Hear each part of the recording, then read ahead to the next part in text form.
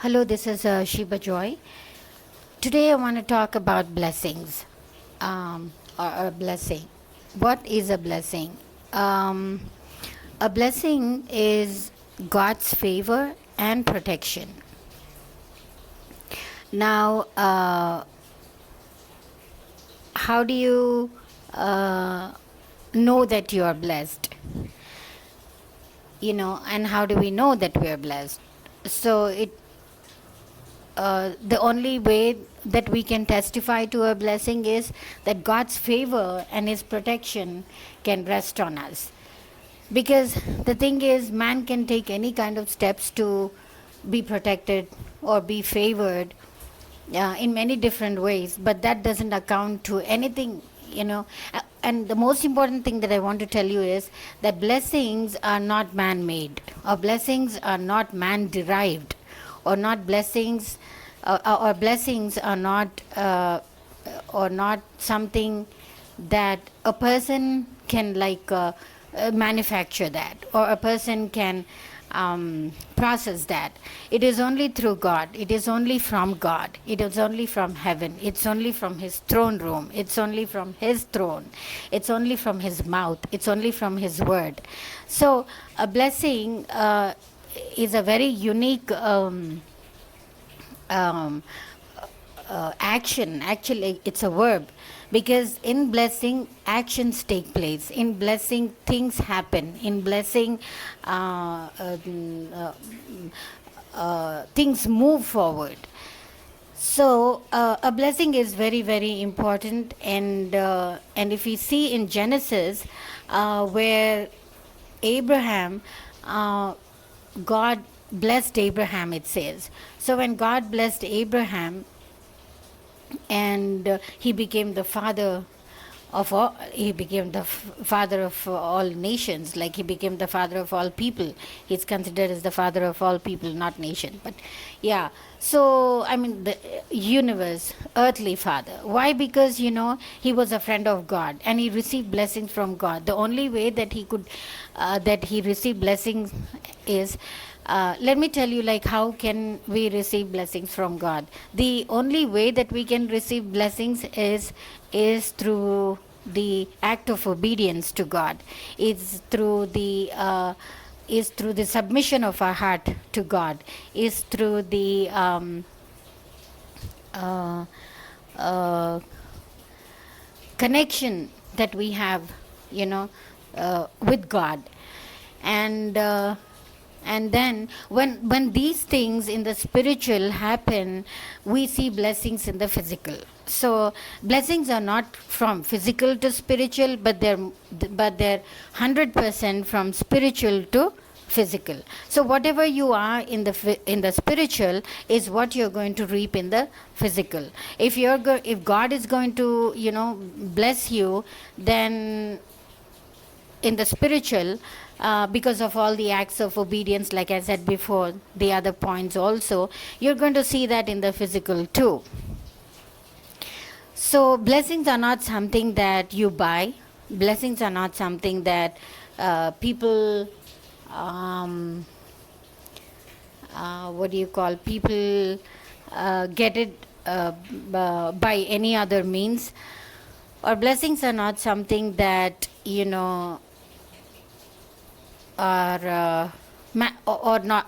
Blessings are not man-made. Okay, they're purely God-made, God-given, God-ordained, God-executed. Okay, so blessings are that. And in Genesis, if we see, Abraham walked with God, and Abraham was known as a friend of God, because whatever God told him, he was very obedient to God. He did not waver to the left or to the right.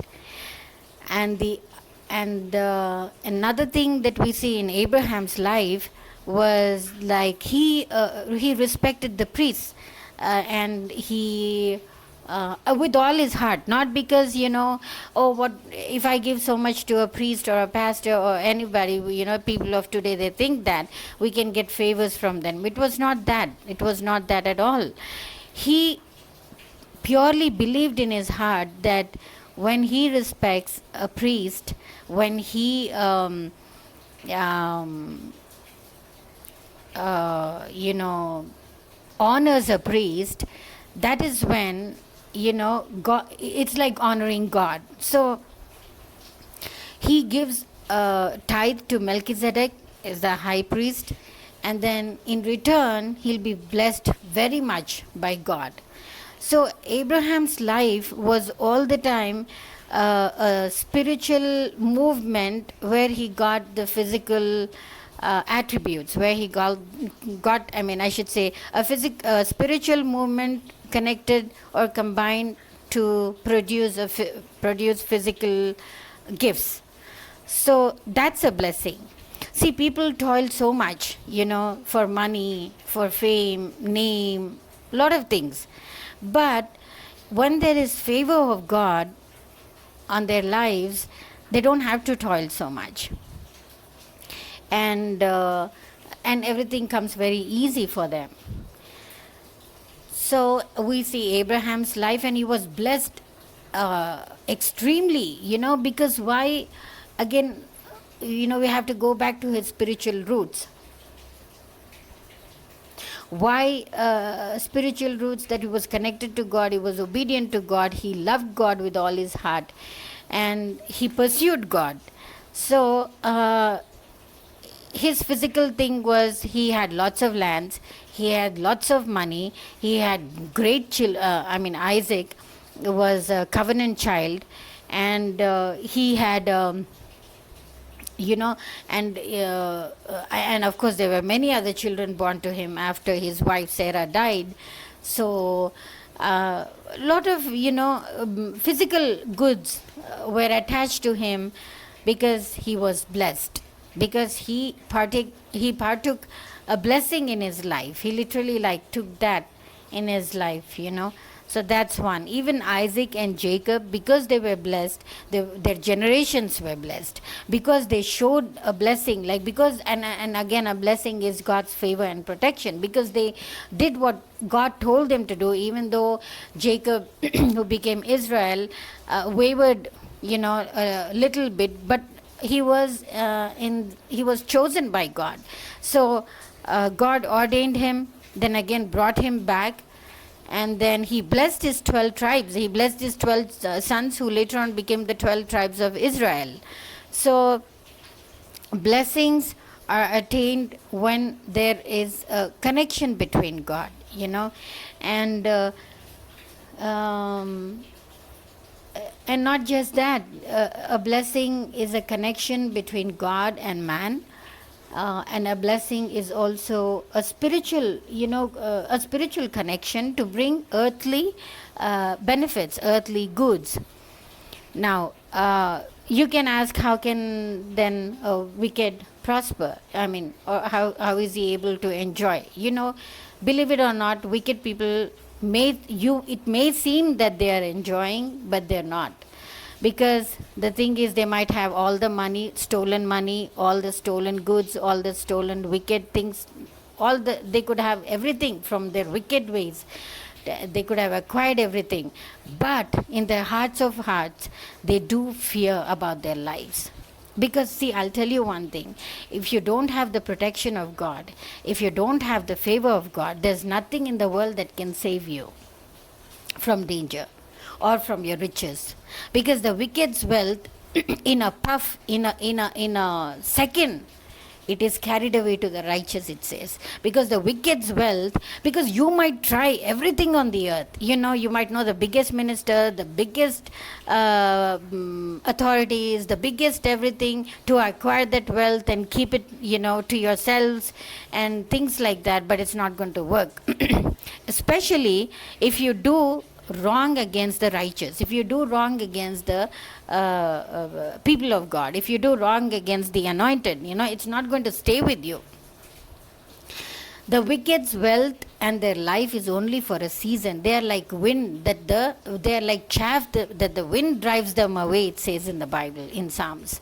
So we that kind will never be. And I'm thinking about some of the celebrities who just like lost their lives, who lost their riches, who lost everything they earned because they really didn't have a blessing from God. I mean, they worked very, very hard, and I respect that.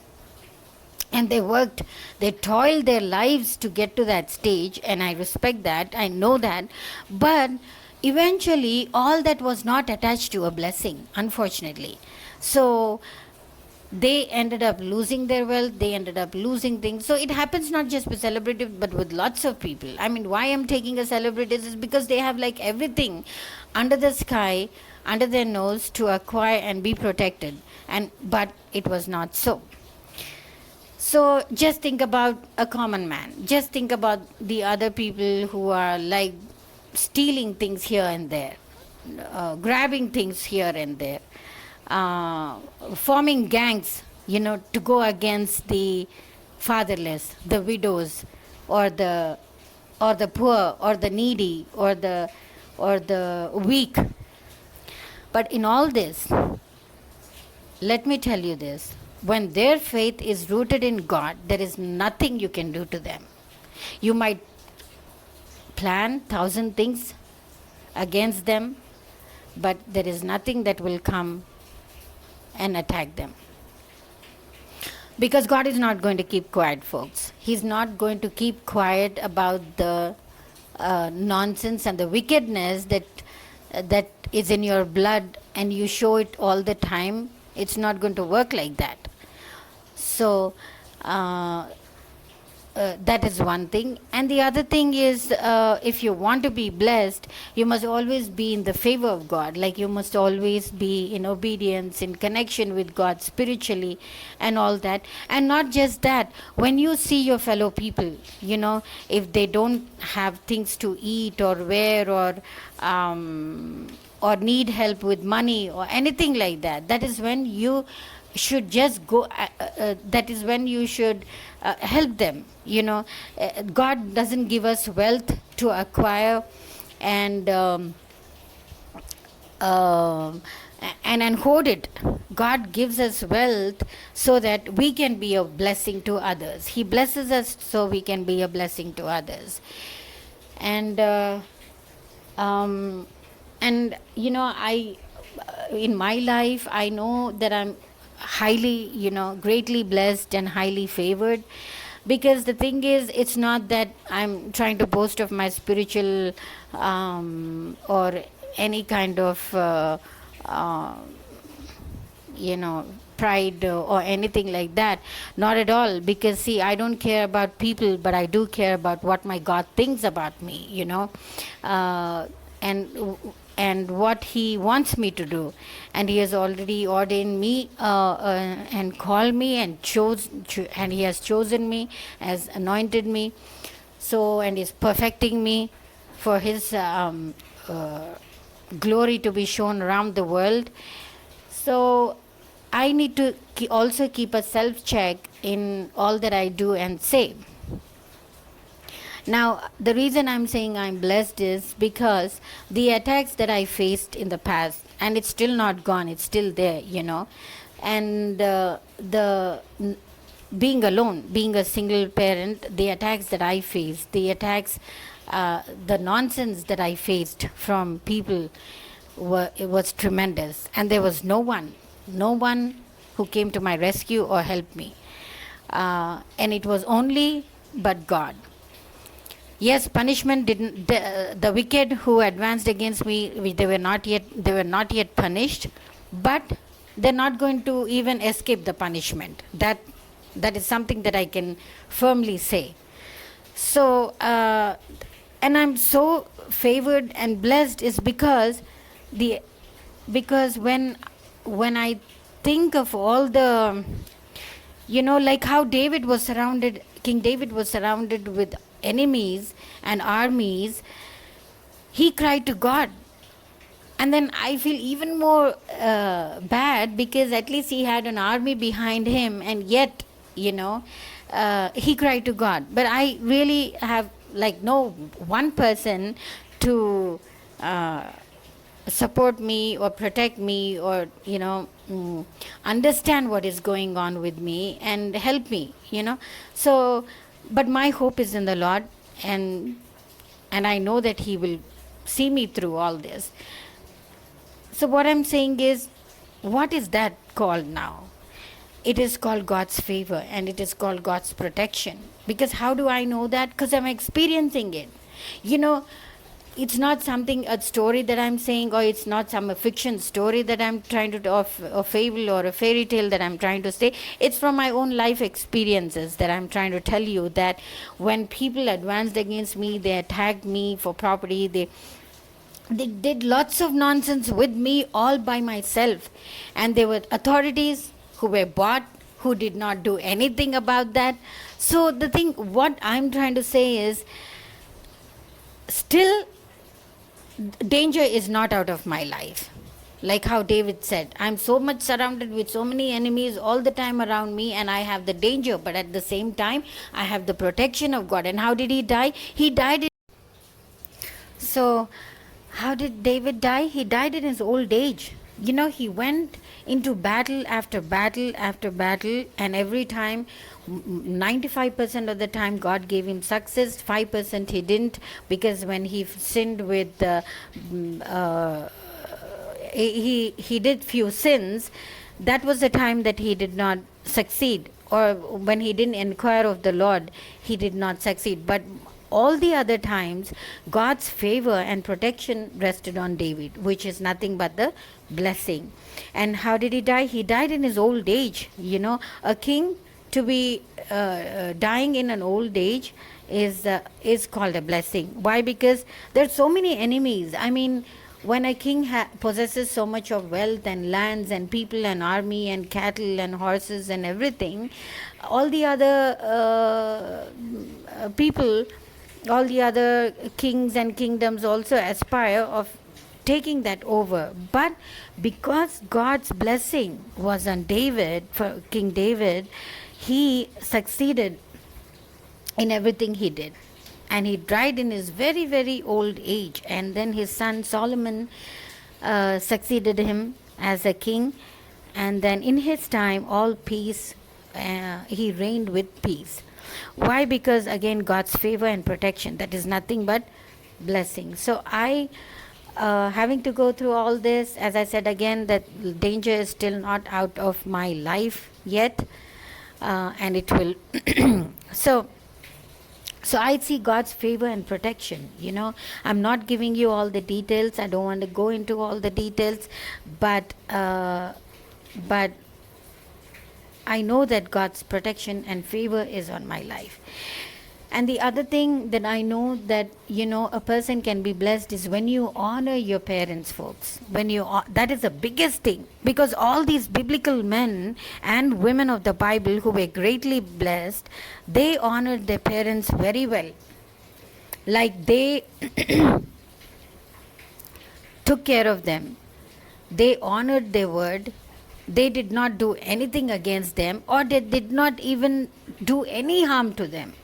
So like that, a blessing came on them automatically. For example, some of the, we can say a prodigal son, what did he do? He wanted wealth, and he went out of his father's palace, or the mansion I should say, and then he took all, whatever his wealth is, half of it, he took it, and then he laundered with it, and then he wasted that money, he wasted everything, and finally he came to realize that my father's place is the best place. Now, why am I calling that a blessing? Because he did not do any harm to his father. All he did was only a manual, like a physical thing which can be bought again, which is nothing but money, which we can have again if we lose. But he did not mentally, emotionally, physically harm his father. And that's why the blessing pursued him. That's why his father's prayers answered him. On the other hand, if you see Absalom, King David's son. What did he do? He actually wanted to kill King David, his own father, and become an heir to the throne. Maybe he would have become if he was in the right standing with God and his father, but that was not the case. He actually opposes his father, King David, and he goes in battle with him. You know that? And just to attain the throne. And what happens? The blessing, because he betrays his father, because he goes against his father, and because he has gone into battle, he has actually formed an army against his father, and then he goes against him, and in that battle anything could have happened. This Absalom could have even killed King David, but because God was with David, and because God's wrath was against Absalom, Absalom had to die in the battle. I mean, no one even killed him, his guard had to kill him, because he says he was dying on his last breath. So he gets hung on the tree. He gets hung because his hair gets caught in the tree, and he hangs on the tree. And I don't know, that is very strange to me, because people who hang on the trees or something like that with their heads caught, I don't think it is like life-threatening thing. But God does mysterious things like that. He, because he was wicked, he went against his father. He got hung in the tree. His hair got hung in the tree, got trapped in the tree, and then his commander-in-chief puts a sword in his to the side, and he dies. So here we see two kinds of examples. Okay, two sons of rich people. One person just wanted to loiter and then have fun, but did not hurt his father. So the blessing remained on him, and he came back into the blessing. On the other hand, another son went against his father in battle, and he also wanted to kill the father, because unless he killed the father, he wouldn't have become an heir. So he went against him in the battle, and what happened? He himself lost his life. So it is a very important thing how we treat our parents, because we did not choose them. God chose them for us, and we should know how to honor that calling from God. Because see, the thing is, nothing goes past by God's sight, and nothing goes past by God's will. If a child has to be placed in a family, God will make sure that he will do that. And when he does that, children have to know and obey their parents, because it's an ordained thing. It's a will of God for you to be born in that family. Now some can argue, yes, two parents meet, and so the child is born. Regardless of all that, anything could have happened. I mean, you could have born in A family when it is not good, and B is really good, or B family which is not good and A is really good. Anything can happen. But whatever it is, folks, whether you're born in A or B, when you're placed under the blessing of your parents, you must know how to achieve it. But if you go against it, there's only devastation, destruction, God's judgment and vengeance on you. So the blessing is got by two things. One is when we obey God and do His precepts and understand His calling, live in His word. That is one way. The other way is when we honor our parents, when we honor our parents, and that itself sums up to like 90% of everything, like obeying God and doing that. And the other 10% is when you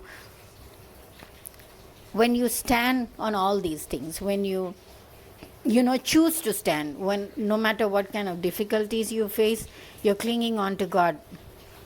So that is when God's favor is, because blessing is nothing but His favor and protection, right? So I remember when my mom was giving me the house, registering the house on my name, um, she blessed me with this, and I really had tears because she did that in the registration office in front of the registrar, and that person saw that, and they were moved and touched, when the papers when she signed the papers giving half of the land to me, half of the house, the property to me. She said, which is, she blessed me with Aaronic blessing, which is seen in like Numbers. I think it is Numbers 6. Yeah, Numbers 6, 22 to 26. So where it says, the Lord said to Moses, tell Aaron and his son, this is how you are to bless the Israelites. Say to them. Now, who said this? The Lord said to Moses. Who said this? The Lord himself said to Moses, and he taught them.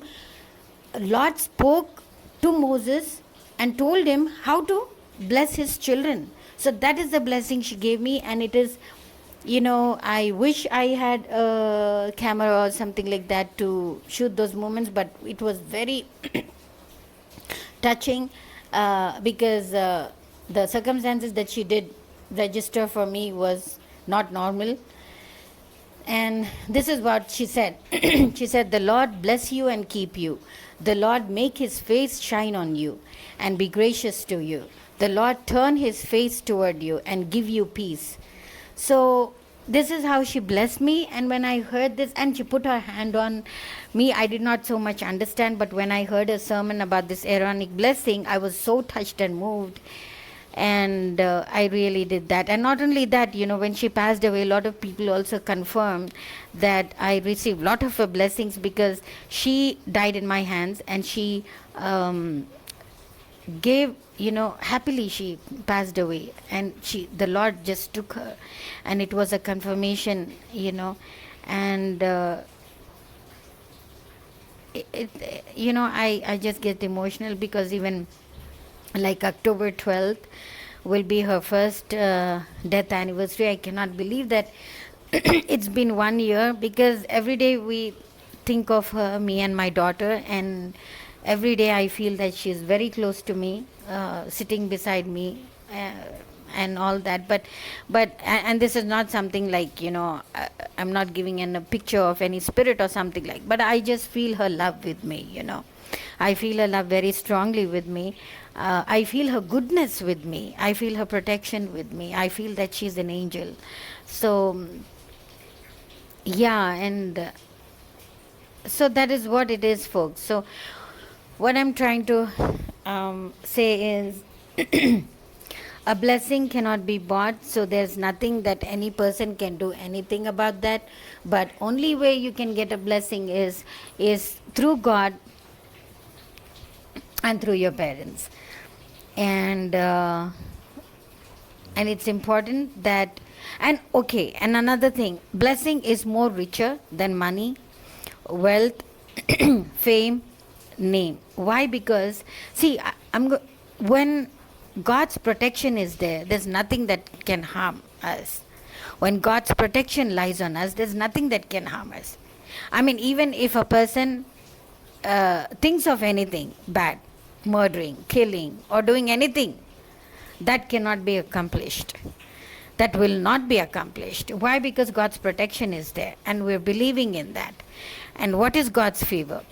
His favor is on his children, it says. His favor is everything, like every physical gifts, rest with us, like the money, the fame, and the name, and godly character, and everything. See, the thing is, when we give tithes and offerings to God, it's not because of a selfish reason we should do that. We're giving you, God, so you must give us back. No, he doesn't want anything. That he is not he is not a poor God.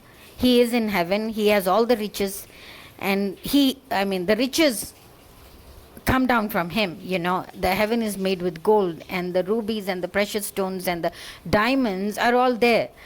So it's not us giving anything back to him, but it's only showing our dedication and our honoring to him, and he's very big on that. So tithing is also very important, and with a good heart, with the right intention, with the right mind, and with the right purpose, you need to tithe. It's not just because you want to tithe so that God can bless you. It's not because you want to tithe that pastors will see and say, oh my God, they've given so much. Or it's not the thing that you've done something for the church building or anything. No, all those are dead works before God. The true tithing comes when you give it to God and say, Lord, thank you for everything you've given me, everything. And I'm only giving you back 1/10. And that 1/10, I don't even think we give 1/10 back to God, because what he gave us, if he give back, I think that 1/10 would be like 1 millionth of what he gives us, or 1 zillionth of what he gives us. That's how I feel, because all that protection he gives us, all that favor he gives us, all that love he gives us, all that name, fame, money, lands, and godly parents, all that he gives us, it is unimaginable, unthinkable, and it is really a favor, on our lives. It's really a favor. So I wanted to say that a blessing is not cheap. A blessing is not something that you can bribe and get away with. But a blessing is also, is very sanctified. Is a blessing is holy, a blessing is righteous, and a blessing is sanctified. So this is what I want to talk about today. And again, thanks for listening, and may the Lord bless this word. Thank you. I know I ended my message, but I wanted to add one more thing, because I was going through the Bible. In Deuteronomy 28, the word talks all about, in that chapter, Deuteronomy 28, I think you all must read it. It talks about blessings of God, and curses from God. So if you read that chapter, and of course the whole of Deuteronomy mostly talks about blessings and curses from God. So I encourage you to read, especially Deuteronomy chapter 28, and it is a great way of learning how to be blessed. So yeah, thank you.